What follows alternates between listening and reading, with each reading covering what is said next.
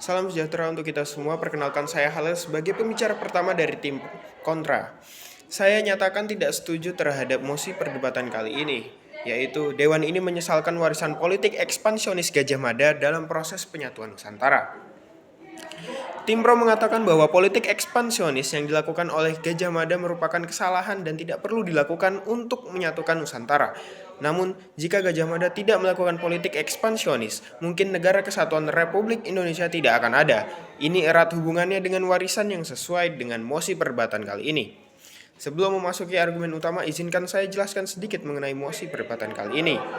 Saya akan menjelaskan yang pertama, politik ekspansionis, yaitu suatu cara atau siasat dalam penaklukan suatu wilayah dengan bentuk penjajahan atau dominasi yang kuat, sedangkan ekspansionis adalah orang yang melakukannya.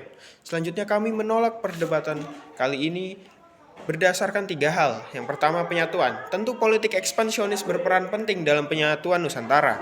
Dengan dominasi penuh terhadap suatu wilayah akan mempermudah untuk melakukan penyatuan. Bahkan wilayah yang jauh secara faham pun dapat ditaklukkan. Yang kedua, berlebihan. Tim Pro mengatakan bahwa politik ekspansionis yang dilakukan oleh Gajah Mada dapat menyebabkan genosida. Hal ini sangat berlebihan. Karena Gajah Mada sebagai penakluk suatu wilayah, tentu akan membutuhkan sumber daya manusia yang paham akan wilayah tersebut untuk dijadikan pengelola di bawah kepemimpinan Gajah Mada. Yang ketiga, bukan satu-satunya cara Gajah Mada untuk menaklukkan wilayah. Ya, politik ekspansionis bukanlah satu-satunya cara Gajah Mada untuk melakukan wilayah-wilayah jajahannya. Banyak cara lain yang dilakukannya seperti pernikahan politik, perjanjian antar negara, kesepakatan sumber daya alam. Dan pada akhirnya semua itulah yang menjadi dasar kami menolak mosi perdebatan kali ini. Yang pada akhirnya politik ekspansionis Gajah Mada memberikan dampak yang positif dan menghasilkan negara kesatuan Republik Indonesia seperti sekarang.